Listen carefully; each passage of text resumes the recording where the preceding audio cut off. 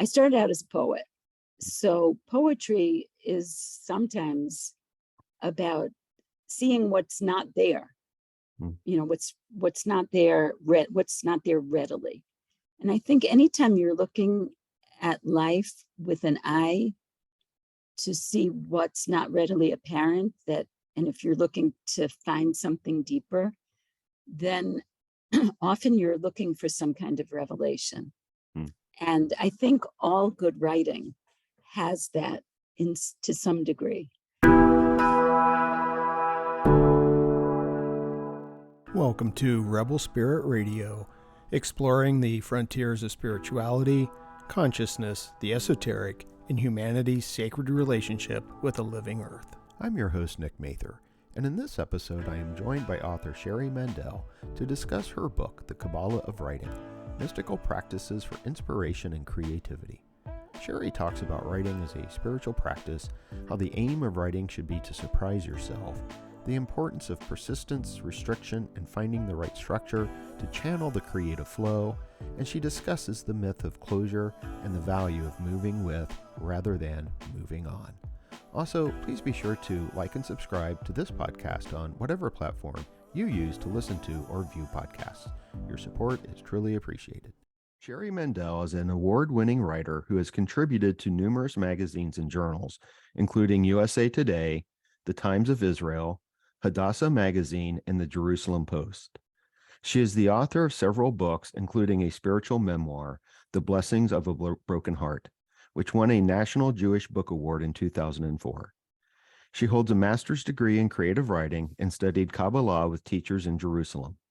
For the past 20 years, she and her husband have directed the Kobi Mandel Foundation in Israel, whose flagship program is Camp Kobi, a therapeutic sleepaway camp for bereaved children. Sherri joins me today to discuss her latest book, The Kabbalah of Writing, Mystical Practices for Inspiration and Creativity. Sherri, welcome to Rebel Spirit Radio. Oh, thank you. I'm delighted to be here.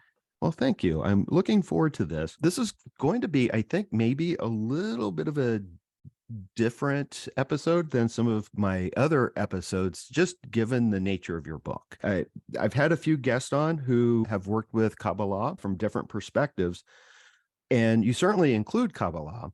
It's there in the title, but the focus of your book is on writing, and I think that's where the difference is. But I have a few questions right at the start, because I think, please correct me if I'm wrong, but I think I'm okay here, that you consider writing something of a spiritual practice. Would that be right?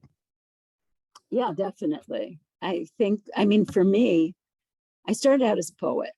So poetry is sometimes about seeing what's not there, what's not there, what's not there readily. And I think anytime you're looking at life with an eye to see what's not readily apparent, and if you're looking to find something deeper, then often you're looking for some kind of revelation.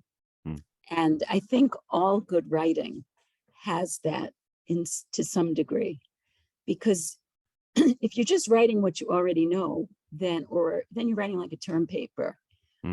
Well, then you're trying to, compile information. But actually a good term paper should take all that information and find something new.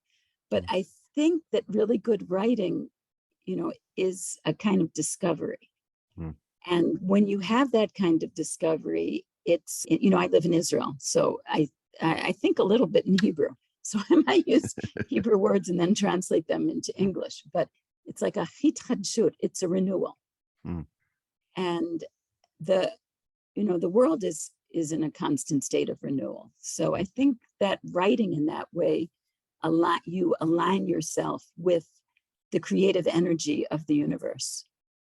Wonderful. Now, is that one of the things that a quote that I have from the book, which I think might be connected to this, especially in that idea of renewal. And I was also thinking in terms of restoration in a sense, but the quote is, telling one's story becomes an essential part of the spiritual evolution of the world.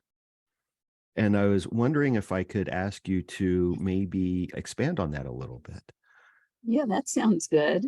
I mean, this is what I wrote, that it's an essential part of the spiritual evolution of the world. No, I think, God created each person as an individual Mm. with, and everybody's so different. Everybody's mind works differently. And there must be a reason that God sent so many different types of people to the world with their own particular stories. And when you think about it, like the world is God's story. And maybe we're all like letters in God's story. Mm. So I think the more that we manifest ourselves or fulfill our potential, then we're living up to being part of that story. And so one way that we can develop ourselves, I think, is by sharing our stories. In fact, I also wrote a book on resilience called The Road to Resilience. And in that book, I talk about the importance of remembering. And a psychologist, Marshall Dukes, he found, because his wife was a social worker, and she was working with children, and she found that children who knew their family stories were more resilient. And especially kids who knew the ups and downs of their family stories. So I think there's something about knowing your story and sharing your story that allows some kind of spiritual evolution. Mm. And it seems to me that it might also allow for one to take control of their story in some ways and not have the story be passive actors to a story, and rather have some kind of authorship to their story. Yeah, no, that's a really good point, because so many things happen to us that are just terrible. And, if you read my book, my son Kobe was murdered when he was 13. Mm-hmm. That was almost 22 years ago. His yahrzeit, the anniversary of his death, is coming up very soon, the end of April or beginning of May. And, you don't get over something like that. Right. Like, you just don't. So after Kobe was killed, a lot of things happened. And I told my friend, Shira Chernobyl, some of these things, and she said, you have to write. You have to start writing. Because I was a writer. She said, you have to write. And what writing does is, well, what it did for me was it gave me the ability, I don't know, to control the story, but to tell a bigger story, to tell a story that wasn't just the story of the murder. Because Kobe was killed in a cave with his friend Joseph Yishran. They were beaten to death with rocks by terrorists, by Palestinian terrorists. And so I wrote a lot about Kobe, and the first year after he was killed, I had a lot of spiritual signs come into my life, especially with birds. Like birds fell at my feet when I was walking in downtown Jerusalem, a dead bird. A bird hit my windshield, and a bird hit my headlights. Like all the time I was dealing with birds. And then I went to Florida to visit my mother, and I wondered if Kobe's soul would accompany me to Florida. And when I was sitting on the beach eating a sandwich, a bird knocked into my head at the same moment that I was thinking that. So eventually I got the idea for that book to divide it into two parts. That's the book, The Blessing of a Broken Heart. I divided it into two parts. Part one was the cave, and part two was the bird's nest. And what I realized was that symbolically, the caves and the bird's nest were reverse images, because the cave is a place of darkness and it's closed and it's very difficult to exit. And then the image of the bird's nest, which is open and light and birth. And once I had that image of the bird's nest, a friend told me, who I learned with, she told me that in the Kabbalah, that it said that God dwells in the supernal bird's nest. That's where he waits to redeem the world. So when she said that, it also kind of opened something for me. And it was not that I could, I hate the word closure or, moving on, like none of that happened. But I think imaginatively, there was an opening so that I wasn't stuck in the cave. Right. And I think everybody has places where they're stuck in a cave. I mean, maybe not as dramatically as we were, but that there's ways of exiting those caves through writing and through finding imagery that can transform the places of stuckness, if that's a word. Yeah. Yeah. Yeah, thank you for that. And I had a note here in the book. You had commented about closure and noted that resolution might be a fiction. And I loved the line that you had where you wrote, "We don't move on, we move with." Yeah, I also love that. I think it's so true. And Yeah. people just, even I would, today I happened to see something that somebody, like a lecture title that somebody had written about something I had, when I had given a lecture, and they changed it to like, moving on with Sherri Mandell. And I was thinking, you did not understand a word I said. Right. Because like that whole idea of closure, it's a myth. And I think it harms people to think that they're just gonna close the door and move forward. Yeah. And when you move with somebody, it means they accompany you spiritually. Yeah. And I can say with Kobe, it's 22 years after his death, he would be 35 now. And I don't see him as a 13-year-old anymore.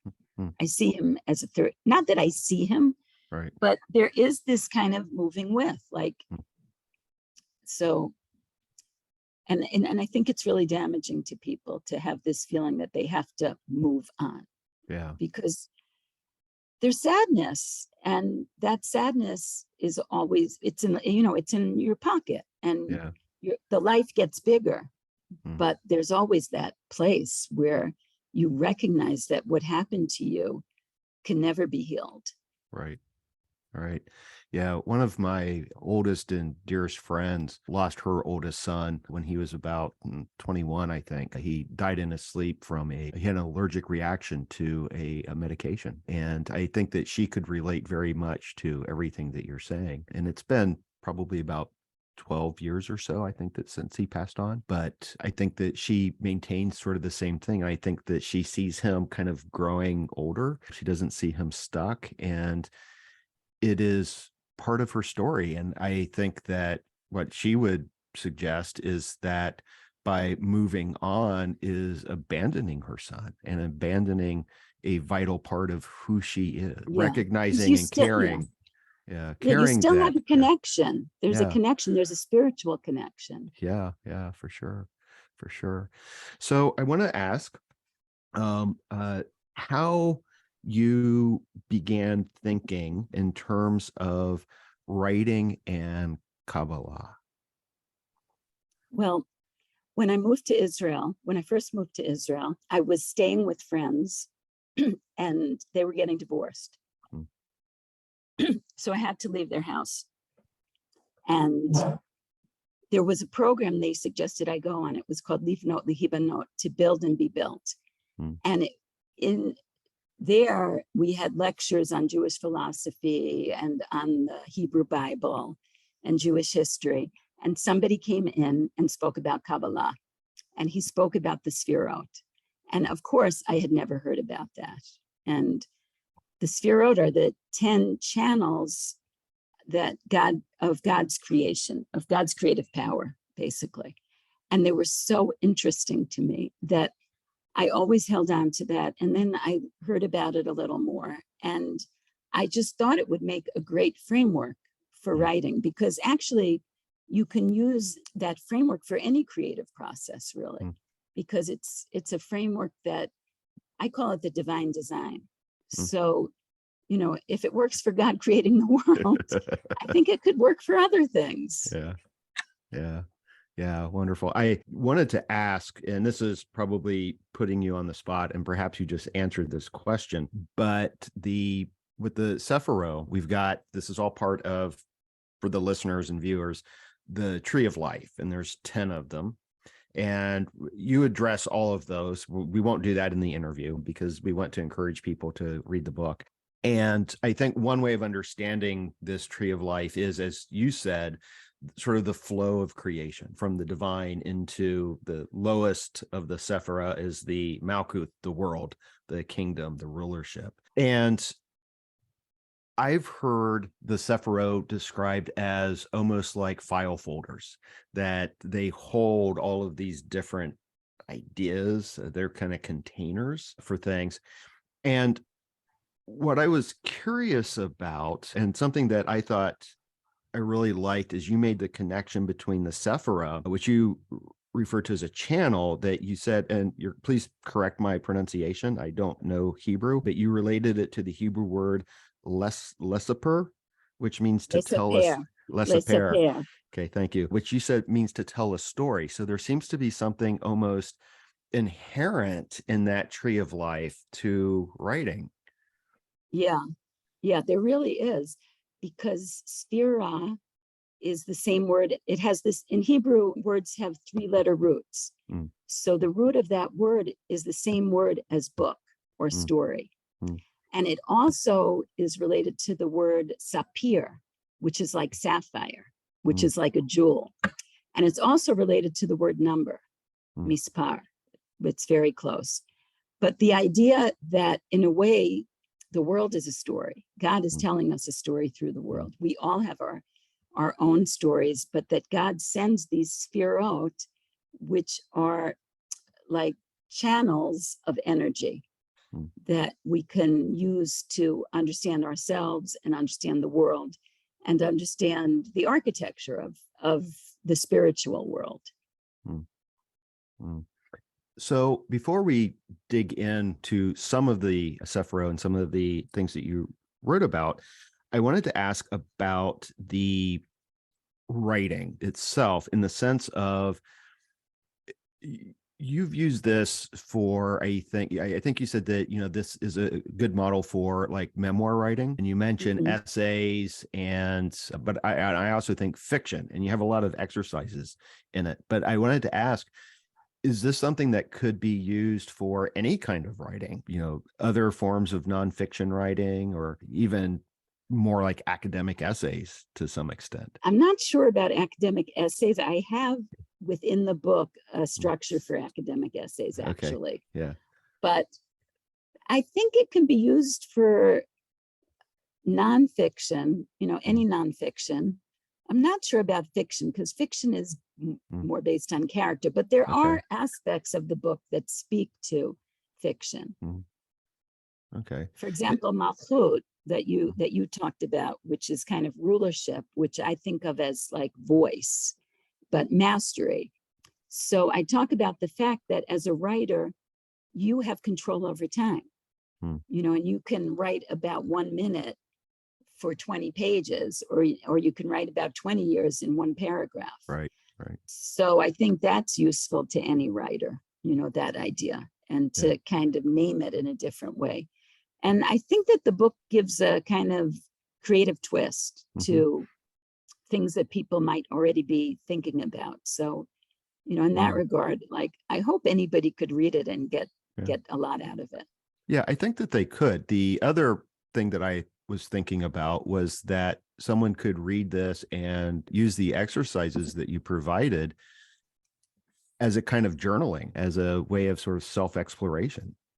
Definitely. There's a ton of exercises. Yeah. And you can just, you could use one a week and just write a few responses, or write one day, or 5 minutes, or 5 hours. It's like, there's a lot of opportunity here. I think it's an invitation to people to express themselves.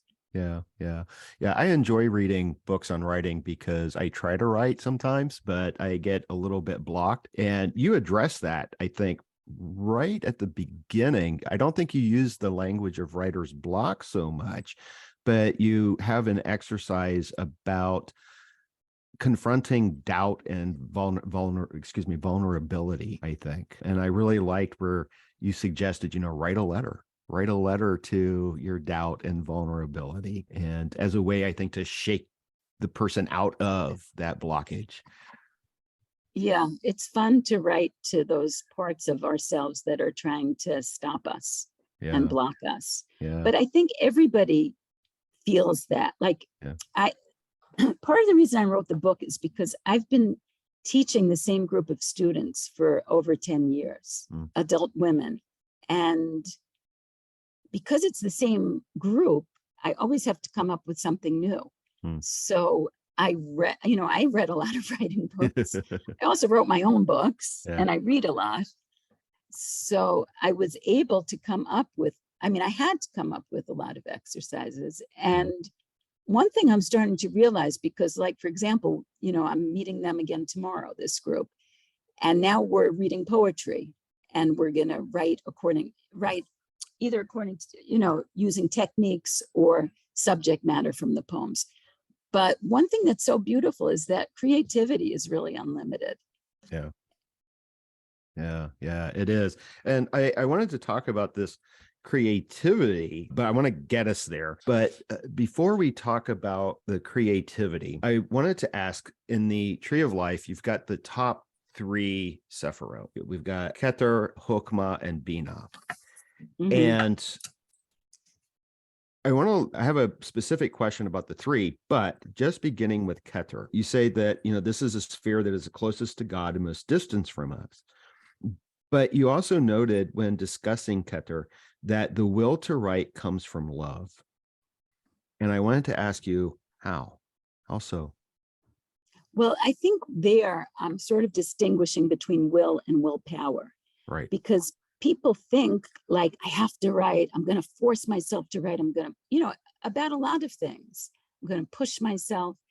And really, the best way to motivate yourself is to kind of fall in love with writing, or to feel like it's part of your life. Rather, it's like dieting. If you're feeling like, oh, I can't eat sugar, I can't eat carbs, and you're miserable about it, then there's the opposite, is to think, what do I want to eat? How do I want to nourish myself? So I think also with Keter, with will, that it doesn't have to be something that's rigid. It can be something that's expansive. And that's very important in terms of the Sefirot, because the Sefirot all have aspects of expansion and contraction and then balance. And that's the motion of the universe, is kind of going forward and retracting, or expanding and condensing, contracting, and then finding a temporary balance and then continuing on from there. But also, each of the Sefirot, even though they're named separately, they come together in our lives. Like, you can't just say, oh, I'm going to use chesed, like kindness, because let's say you're a parent and you're only kind to your child. Well, you could be kind, but you can't always be kind. Even if you feel kind, you're supposed to also, you have to have some restrictions, like they can't have all the candy they want. You have to have limitation, because you have to give what's good for the other, not what's good for you. Like, as a parent, it's much easier to just say, yes, go eat all the candy you want. I know it's like, because it's hard to, restriction is a little, I think sometimes it's a little more difficult, but actually it can be more valuable than the generosity, because if you have generosity without limitation, it's like a river that like floods its banks. You need that container. Yeah. Well, and what comes to my mind immediately is editing. Is that when one writes, I think maybe it's a good idea to just let it flow, but then we have to have that boundary setting when we go back through and edit our thoughts and edit what we're saying. Right. But it's always good to keep that first draft. Yeah. I keep all my drafts, because I know that eventually I'm going to want to go back to that first draft, because lots of times that first draft has the real energy. And a lot of times we edit too quickly. Mm. I'm guilty of this lately. Like I edit right away while I'm writing, and really it's not a good idea, because if writing is like a river, you have to let it flow until it reaches, like, the sea. It reaches something bigger. Yeah. And it's not a good idea to stop it prematurely. But on the other hand, I mean, there are people who like writing that's more experimental and associative, but I think most people prefer something that's more edited and has more of a point and a theme and an ending. Yeah. A beginning, middle, and ending, let's say. Right. So you don't really discuss this. So I apologize if I am going to be putting you on the spot here. But the top 3 Sephiro, the Keter, Hesed, and Bina, I know that they are usually referred to as the supernals. Mm-hmm. And that there is often seen as a chasm or a gap that divides them from the lower 7 Sephiro. And I think you do discuss this, but I was wondering if you could maybe talk a little bit about how the supernals are somehow different than the lower 7 in the project that you have here in using Kabbalah for writing. Yeah, I've heard that too, that they're more intellectual, Bina and Keter and Chochmah. But I have to say that I didn't really approach them that way. So, they say that the other 7 are more emotional. Right.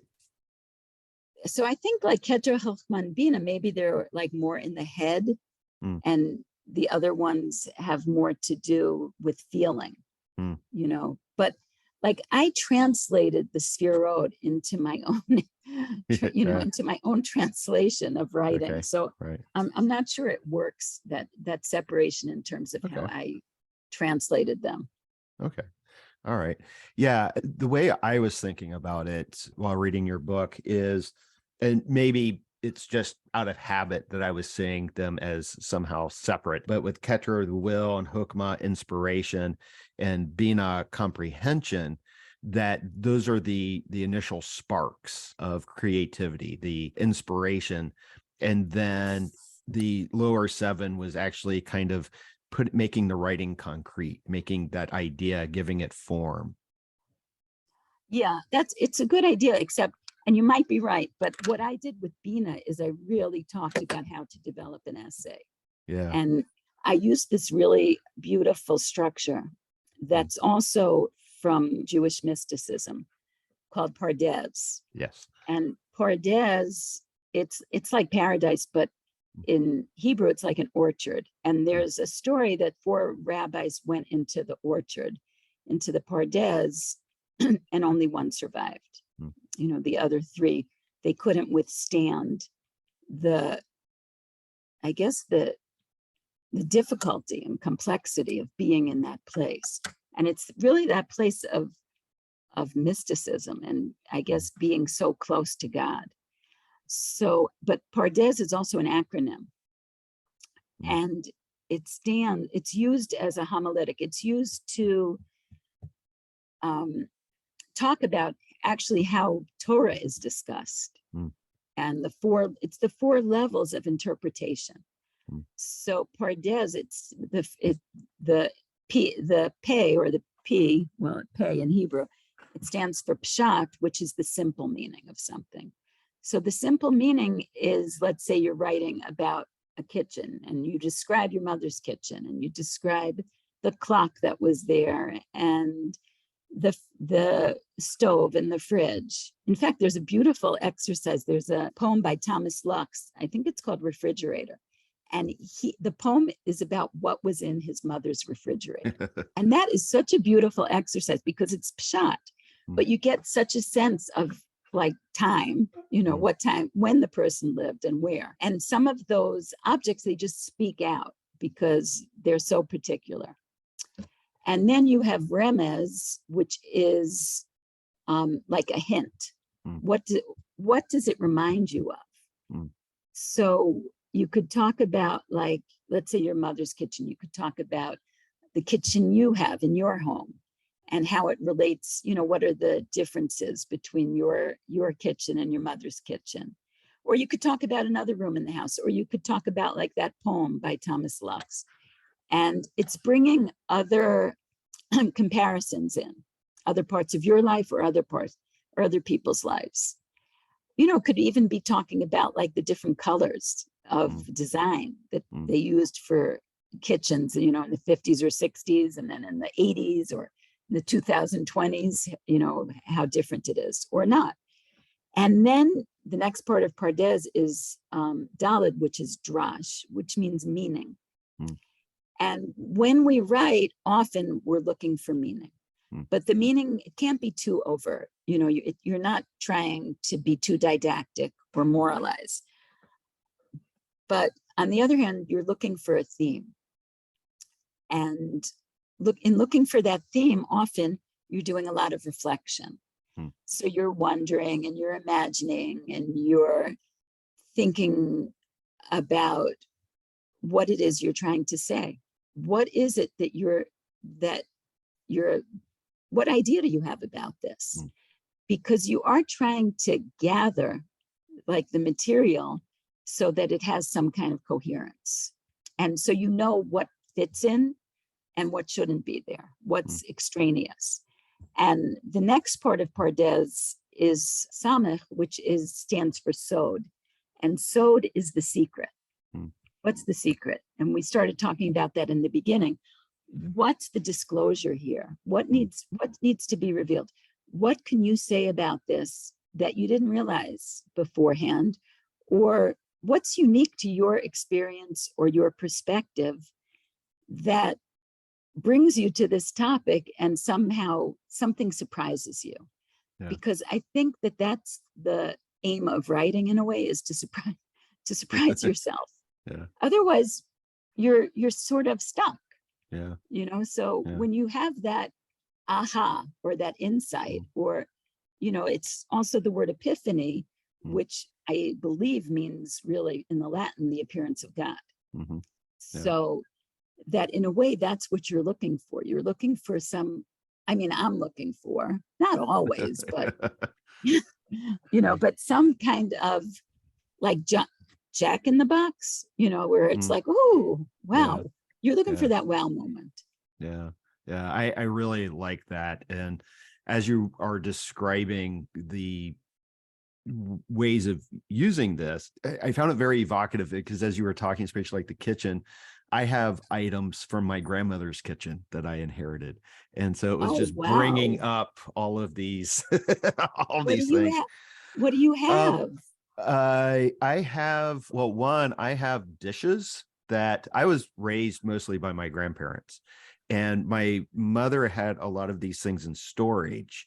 My mom kept everything. And when my parents passed away, I ended up going through all the storage. So I have the dishes that I grew up with, which there's something I just like. Maybe it's, nostalgia perhaps, but I have those. But I also have this container. I don't know what I would call it, but it almost looks like it's a hand painted container. And I think my mom just kept little odds and ends in it, but it was my grandmother's. And so I have this kind of connection of kitchen items, ancestral kitchen items, I suppose. Yeah. But yeah, it was. No, I'm sorry. Yeah. Please go ahead. No, it's like a personal history. Yeah. And of course, history has the word story in it. Yeah. So, those objects have their own stories to tell. And lots of times when we're writing about something charged, then it's easier sometimes to tell the story by writing about those objects. Yeah. Yeah, I would agree with that. I wanted to look at some of the other sephira, and one in particular was Gevurah. And Gevurah, and we've talked about this a little bit, is about setting limits and boundaries. And I think it is, and please, again, correct me if I'm wrong here, but it also seems that you make this connection with the narrative structure. And one of the notes I wrote when I was looking at your book, or a question was this how you wrote this book? It seems like the tree of life and the Sephirah is what's providing you the structure. Oh, yeah, definitely. definitely. Yeah. Having lots of times writing is really about finding the right structure, because the structure, it can limit you, but it also is a catalyst for writing about something in a unique way. Yeah. You know, I don't think anybody has done this before. Maybe they have, but you know, so it's like, it's interesting because there's a kind of synergy that happens by using a structure. Like, for example, now I'm writing about moving to Israel, and you know, I became religious here, became an observant Jew, and also my children are Israeli, and they married Israelis, and I speak Hebrew with my you know, son-in-law and daughter-in-law, and my grandchildren are Israeli. And in a way, it's like a different culture. Even my son, I have one son who, he was 1 when we came here. So lots of times I feel like I used to feel like he wasn't American. You know, he was like from a foreign country. But so I was writing about our, you know, I don't like the word journey because I think that's like an overused word, but it really is what I was writing about. And then I got the idea to write about it using recipes for each chapter. And once I got that idea, it also gave a different like flavor, use my pun, to the book. But, you know, as a way to limit it, but it also expanded it. And it made it more interesting for me. It gave it a container. I think, you know, I went walking with my friend today, who's a therapist, and we were talking. I told her how yesterday I had like all these avocados, and they were just on the counter, like 11 of them rolling around, and how they upset me. And I thought, I have to put them in a bowl, you know, and once I put them in a bowl, all of a sudden they were beautiful. So we're always looking for a container for our lives, our experience. I mean, like, what is your home? Your home is a container. And what's your body? Your body is a container for the soul. Like, there's something about finding the right container. So I think Gevura is like a container in a way, because you're limiting yourself to some structure. Yeah, I really like the idea of how the limitation itself can lead to a kind of opening and an expansion and a sense of discovery, I think, and allow things to flow. And I think at some point, and I could be wrong, don't you use the image of a river in terms of the river has to flow along a certain channel, I suppose. You know, there are the restrictions there. I just said that. I said that in the interview. Okay, sorry. I'm not sure. The caffeine's still kicking in. I might have written in the book. I'm not sure. But yeah, it is sort of anti-intuitive, because people think freedom is just doing whatever the hell you want. And actually, if you have too much freedom, it can also be constricting, because you don't have a structure to express yourself. Right. So Gevura, and that sense of limitation, but limitation in terms of something that works. You know, limitation has a pejorative sound. Right. But, you know, I don't know what word we could use that's not like negative in a way. Yeah. But maybe containing. Yeah. Okay. Because a container, you know, like what do therapists do? They contain their, you know, patients. So I think that's the idea, that you're finding the right container. Okay. All right. There was something else that you wrote about, which I personally found quite meaningful for me. And this is, I think, in your discussion of Netzach, which you identify as endurance and confidence, the audacity to take a stand and express an opinion and to believe in yourself. And you give, I think, 2 kind of examples of how this sort of manifested for you.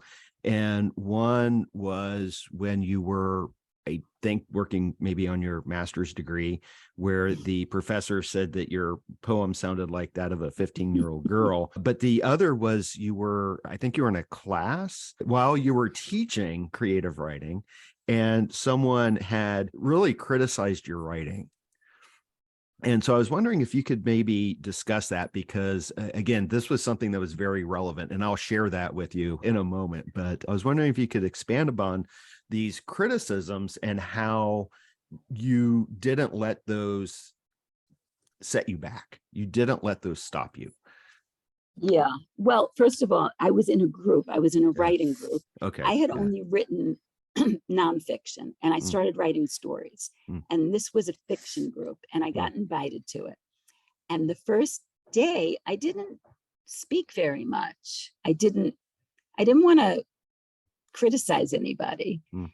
And so they didn't, after that group, and I think I presented something, but after that group, somebody sent an email, and it was a group email, but it came to me too. And it said, I don't think that Sherri is a very good critic, and I'm not sure that we should keep her in the class. And she also, yeah, I did share my story. She had a lot of objections to my story. I remember saying, don't you know that a character needs to act and not just be acted upon? And she was really, really tough on me. Mm. And I was really hurt. I thought, you know what, I'm not sure I'm going to go back. But like, I definitely have sphera of persistence. It's just, I don't know why. I don't know why. Yeah. I think it's like a lack of shame, you Oh. know, that I'll just go and do it again. But that story that I wrote, I sent it into a contest for Moment Magazine. It's a Jewish magazine. And a few months later, I got a phone call from them, and I thought they wanted me to buy a subscription, and I almost hung up on them. And they said, no, you won first prize. Wow. And it was called the Karma Contest. And it was $1,000, and they wanted to fly me into LA. And it was Erica Jung who was the judge. So like, I could have just given up. I mean, that's such a blatant example of somebody criticizing me. And, you know, that happens to all of us. There's always somebody. That's just the nature of the world. Like I told you, we're painting the house. Like, we're trying to improve the house. But every time we have one step forward, it's like something breaks. We got a leak on the ceiling right after the ceiling was painted. Like, there's just the force of good and the force of bad. And they're always there, you know, that expansion and contraction. And I think like Netzach tells us, no, just stand firm. Like you have to believe in yourself, and you just have to keep going forward. I have an agent, because I'm always writing and sending out books, which is not a good profession. But she said to me, what is the secret of getting published? Persistence. And she and I now, today we're working on a children's book that I think I sent her 6 years ago. And she said, we got 80 rejections. And we figured out a way to make it more palatable, let's say, because it's a great story, but politically it hasn't worked. So, but I think everybody just has to stand up for themselves. Yeah. Yeah. Well, I appreciate that so much, and I can relate to persistence. And the thing that came to my mind, just out of my own experience, I have some background in writing. I actually began in journalism, had a award from the Colorado Press Association for editorial writing. When I was at the University of Denver, I worked with a author for a while, Ricky Ducournay, and always got, for the most part, good feedback. I do know that one story I gave to Ricky, she's like, oh, this was awful. And that was fine. It was pretty bad. But as I was writing my doctoral dissertation, one of my committee members was just horrific and was doing things like changing wording and direct quotes and challenging very well-known ideas. And it was so frustrating. And the day that I defended my dissertation, after it was done and was all successful, he came up to me and he just looked me in the eye. He's like, you can't write. And that's something I've internalized for a long time. Now, what was interesting, and I saw this in your story of this woman who was being very critical of you, is that, and I think this also applies to this person, that there's a lot of sort of, what the Jungians would call shadow projection, because I interviewed someone on the podcast and I didn't know this at the time, but she had graduated from the same program and had the same person on her committee. And when we were talking, this is where it came out. And she told me, even before I said any of my experience, after I was done, he just told me, you can't write. And so it's something that he would tell everyone. But she had this amazing observation, but you know what? If you look at everything he's published, it's all just collections of other people's work, Right. He can't write. He can't write, and he's projecting. Yeah. So I think that's so destructive. Yeah. For no reason. Yeah. Yeah. He's working out something from his childhood that did not sit right. Yeah. Yeah. Well, it just made me think of that, the person who was critical of you, and your story goes on that it was like, maybe that's kind of the same thing that's going on there. And the power of persistence doesn't hold us back, doesn't allow us to internalize all of those criticisms. It allows us to not give in to someone else's shadow, but move forward in our own right. Mm-hmm. Yeah, that's a nice way to put it. Yeah. I mean, my students, we have this thing where we say like no disclaimers, because I also, every time I share something, you're very vulnerable and it's very difficult. And like my students are always like, I didn't really mean this. This isn't very good. I didn't write this well. And like, we're like, okay, no more disclaimers, just read it. Yeah. Like for a long time, we didn't allow any disclaimers because it was like, we're just going to do this. Yeah. Yeah. And I'm guilty of that too. I'm guilty of the disclaimers. I think everybody is, or most people, like 99%. Yeah. Yeah. But it's a good thing to try to move beyond that. So I like that you put a stop to those. I know that we're running out of time here, but I do have just a couple more questions for you. Okay. One is in terms of yesod and creativity. And maybe this applies to a little bit of what we were just talking about in the shadow, but you noted that every act of creativity involves a descent into chaos and darkness. And I was wondering if maybe you could elaborate on that just a little bit. And I also had another question in relation to this, in terms of us being creative in a way as being like in the image of God, God as creator, and us being creators as well. Yeah. Well, in a way, Bereshit bara Elokim et hashamayim ve'haaretz ve'haaretz hayta tohu ve'vohu. It means that the world was created, and the first thing was chaos and desolation before the creation. So I think like that force of entropy is always there. And we're always battling that, like, just in our own homes, right? You clean up in the morning and by the end of the day, everything's a wreck again.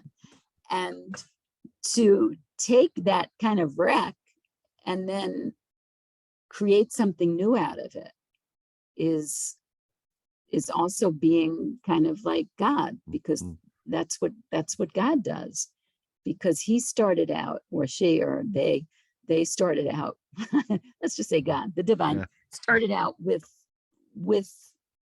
chaos, with tohu and vohu, which is, confusion and turmoil, and that the world was created from that chaos. And so anytime we create something new, there has to be a stage of uncertainty and not knowing and not understanding.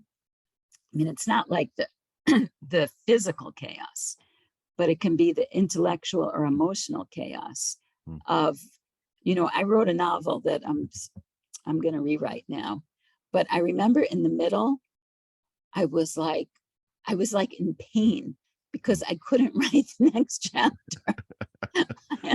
And I was trying, and I'm telling you, it was weird. It like really hurt my body because I just couldn't figure out what is going to happen next.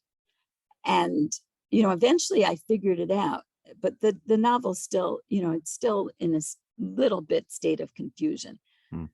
But I think we're always moving from that chaos to some kind of temporary harmony, which is also one of the Sefirot. Right. But Tiferet, that, right? yeah, Tiferet, but Yeah. Tiferet is also beauty. Mm. But that doesn't last that long, Mm. you know? Yeah.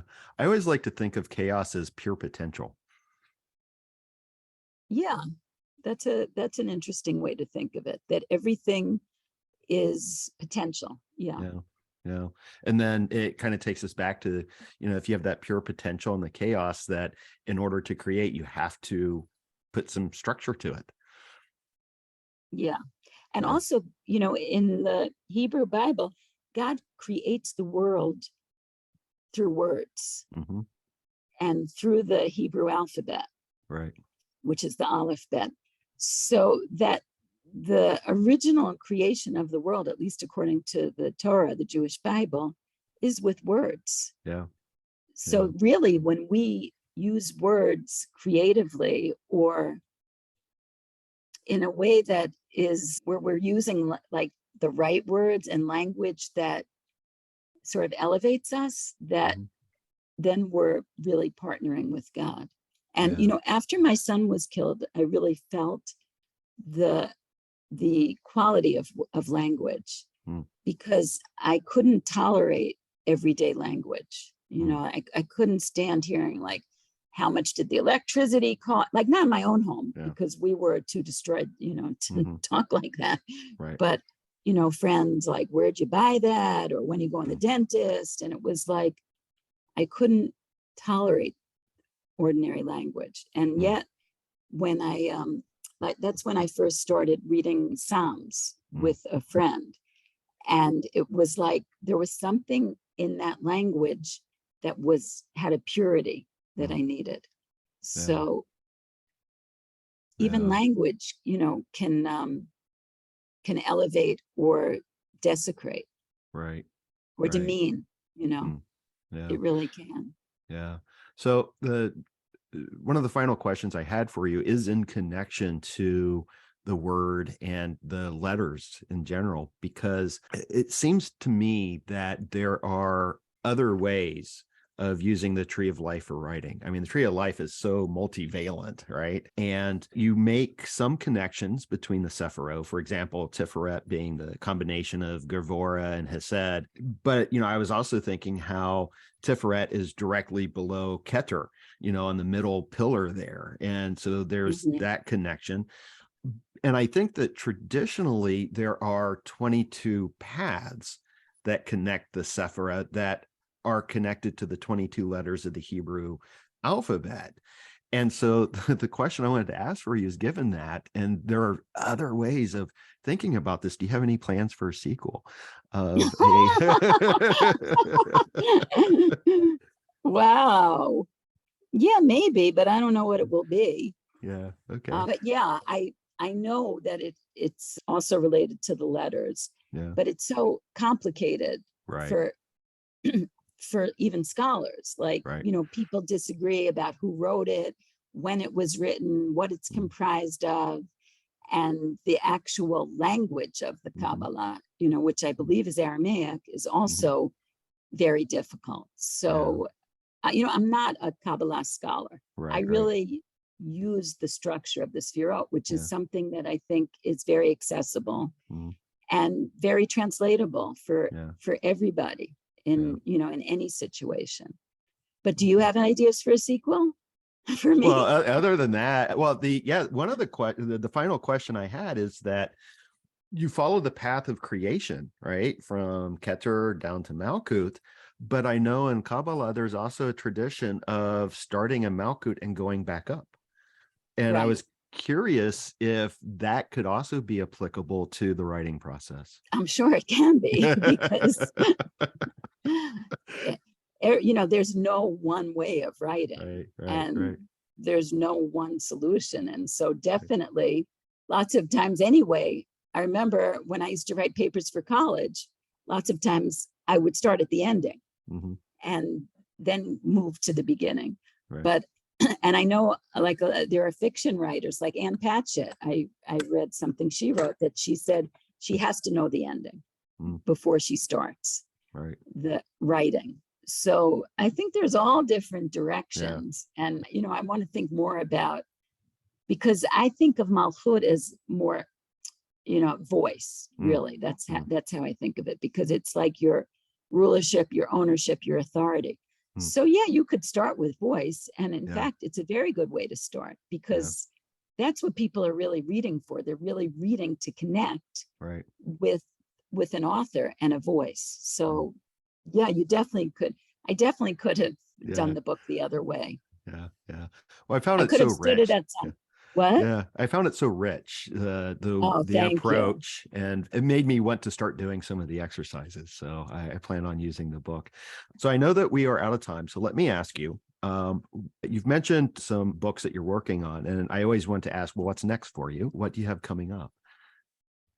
Yeah. So, well, I'm working on a few children's books, children's picture books.